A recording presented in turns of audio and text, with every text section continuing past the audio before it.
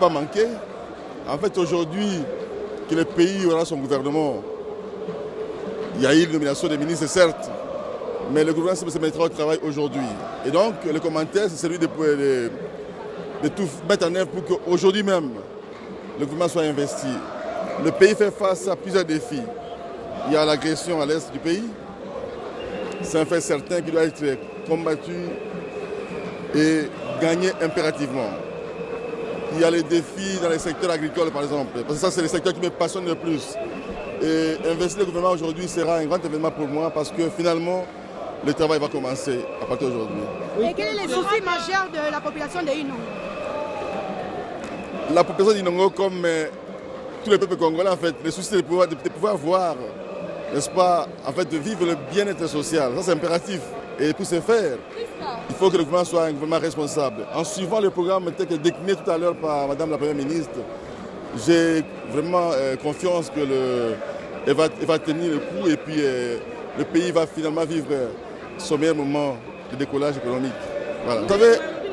Vous savez, je suis prêt à contribuer aujourd'hui en posant la question sur l'emploi.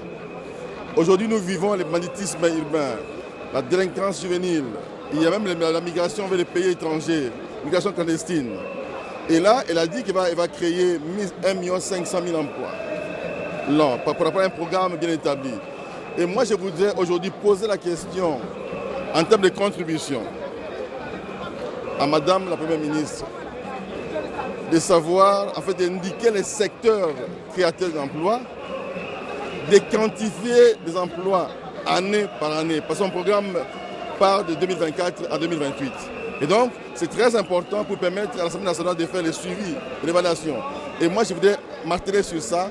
Et aussi dans le cas des secteurs agricoles, elle a promis de pouvoir doter chaque province d'un programme qui va permettre aux provinces de pouvoir doter, en fait, de mettre les terres à la disposition des gens qui veulent, n'est-ce pas, développer l'agriculture. Mais là, vous avez vu aujourd'hui au niveau de Kwamut, il y a eu des problèmes, des conflits communautaires, mais dus au fait des conflits fonciers. Et donc par rapport à ça, quels sont les mécanismes qui seront mis en place pour nous éviter la résurgence des conflits fonciers? Donc c'est très important pour moi parce que franchement, le programme il est ambitieux, il est bon et j'espère vraiment qu'elle sera à la hauteur. Non mais la proposition c'est de ne pas contribuer. J'ai salué d'ailleurs l'intervention du président de l'Assemblée nationale lorsqu'il dit que l'accompagnement de l'Assemblée nationale pour le gouvernement sera effectif et c'est même acquis. Et donc moi je voudrais vraiment que la collaboration soit étroite et que l'exercice démocratique triomphe et tout. Et donc nous comme députés nationaux, aujourd'hui même, nous allons accompagner le gouvernement à travers l'investiture et ça sera pareil aussi dans la mise en œuvre du programme du gouvernement.